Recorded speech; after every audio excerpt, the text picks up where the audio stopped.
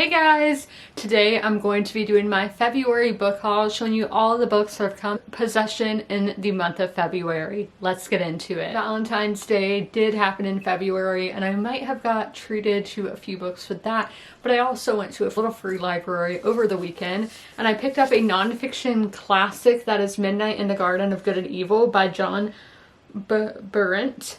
I actually have no idea what this book is about, but like when I went to Savannah as a kid, like they all talked about it on the tour and all of that. But this is a genteel society ladies who compare notes on their husband's suicides, a hilariously foul-mouthed black drag queen, a voodoo priestess who works her roots in the graveyard at midnight, a morose inventor who owns a bottle of poison powerful enough to kill everyone in town, a prominent antiques dealer who hangs a Nazi flag from his window to disrupt the shooting of a movie, and a redneck gigolo whose conquest described him as a walking streak of sex.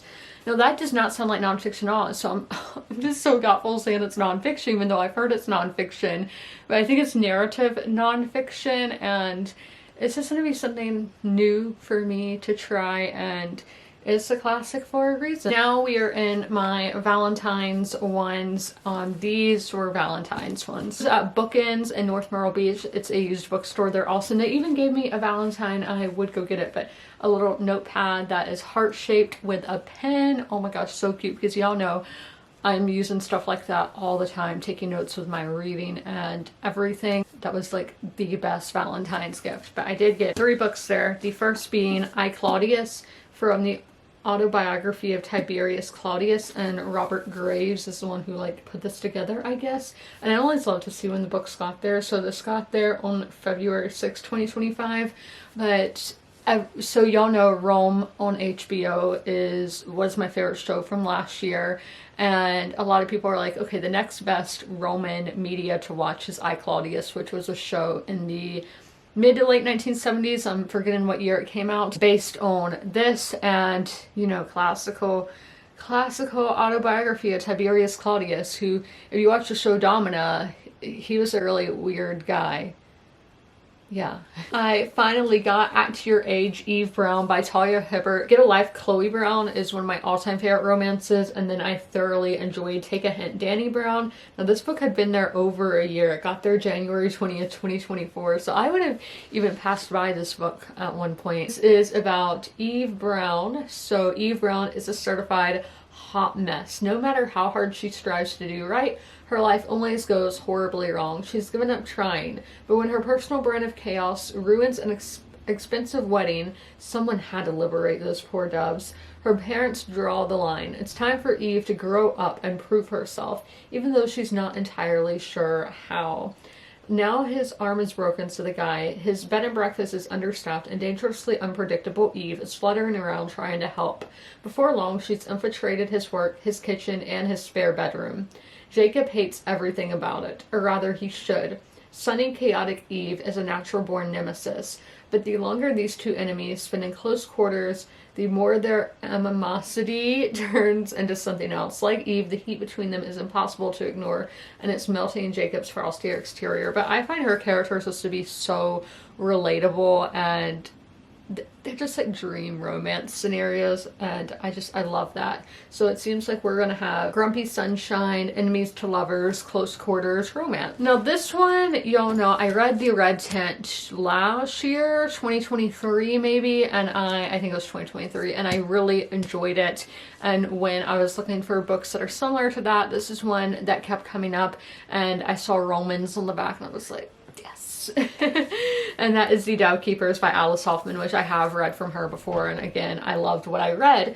But this is nearly 2,000 years ago. 900 Jews held out for months against armies of Romans on Masada, a mountain in the Judean desert. So the lives of these 4 complex, fiercely independent women intersect in the desperate days of the siege. All are dove keepers, all are above keeping secrets about who they are, where they come from, who fathered them, and who they love. And when did this get there? It got here May. And I went to Books A Million, and these were, you know, books I got myself. And this book I've been looking for at Barnes & Noble every time I go, and I had not been able to find it, but I went to Books A Million at a dead mall, and I found it. And Michael Kist on TikTok, and Bernard, who is also on TikTok.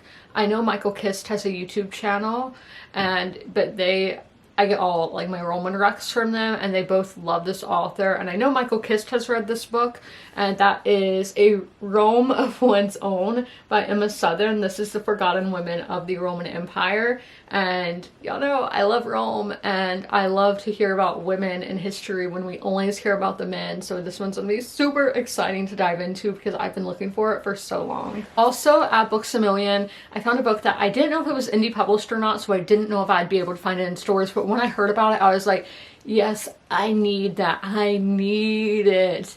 And luckily they had 3 copies at Books A Million, and that is Enemy of My Dreams by Jenny Williamson.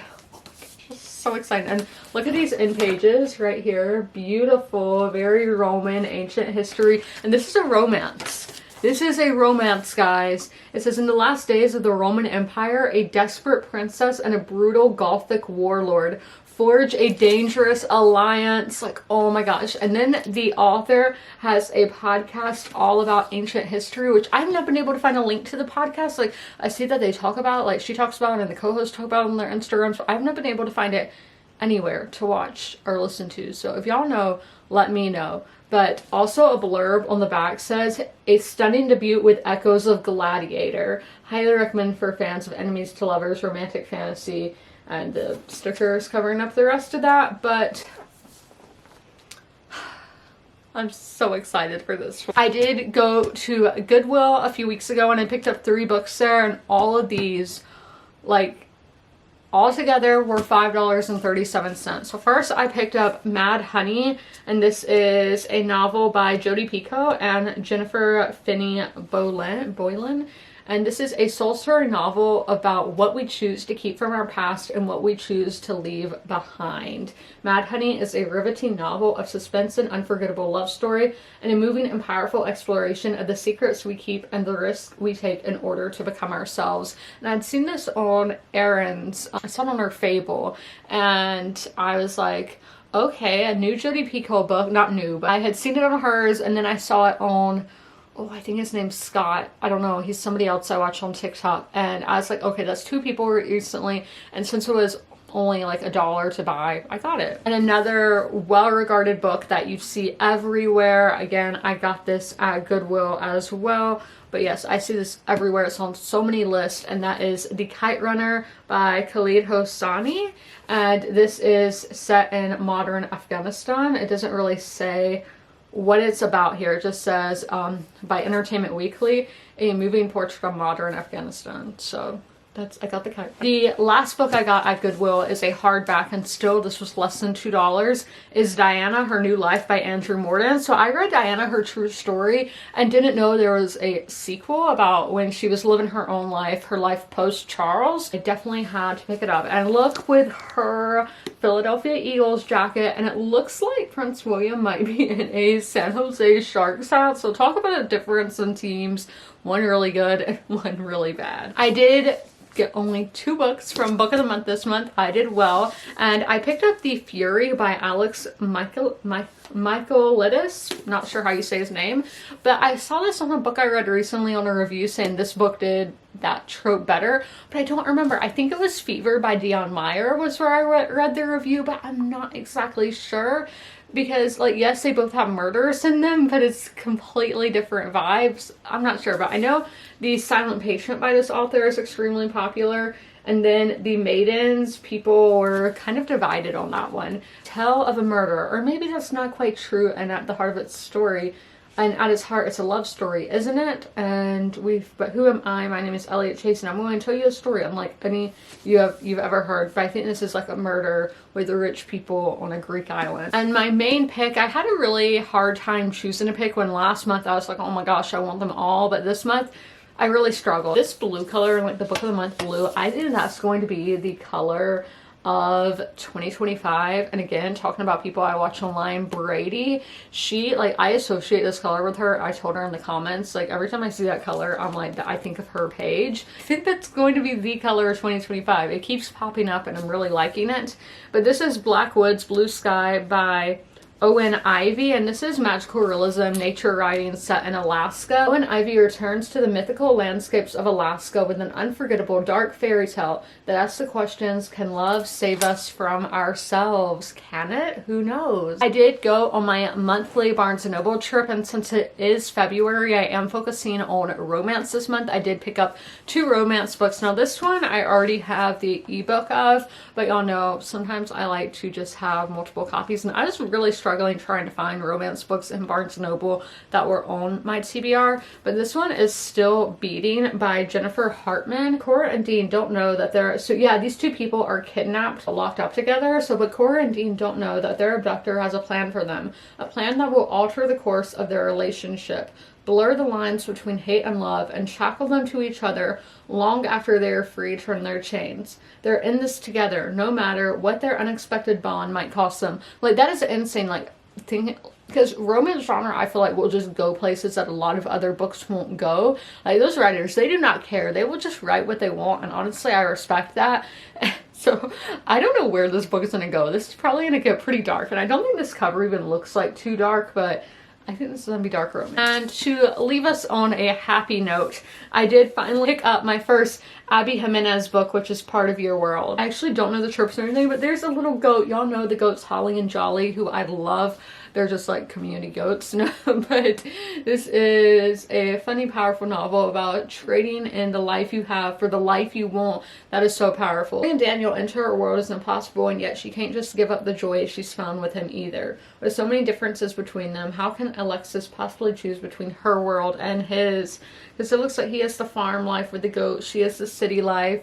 Oh my gosh, just having to choose between the life you have and the life you want. Oh my gosh, that seems like it's gonna be like really emotionally impactful. And people have been recommending Abby Jimenez for so long, and I love, again, the TikToks of her with her dog.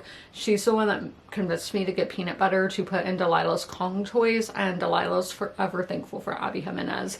But those are all of the books that I hauled in February. I hope you guys enjoyed this video. If you made it all the way through, leave a heart emoji in the comments below, and as always, comment, rate, and subscribe, and don't forget to ring that notification bell to be notified when all my videos go live. I'll see you in my next one. Bye! If you are familiar with my videos, you're used to seeing Sherman at the end of them. Sadly, Sherman has since passed away, but I would still like to encourage you guys to help your local shelters. Sherman was at the Darlington County Humane Society in rural South Carolina. I always have their link down below in the description if you guys would like to help them, but also help your local shelters as well. You can do that by donating, sharing posts like this one, volunteering, fostering, and adopting, which it's great to do all of those things. Great to help your community, great to help the animals in your community, and I cannot recommend it enough. All of my pets were rescues, they were strays or from animal shelters, and I love them so much, and I know how much love they can give, so knowing these pets at the shelter can equally give that much love, it's amazing. And y'all should totally take part and help out those local animal shelter pets, and please help them.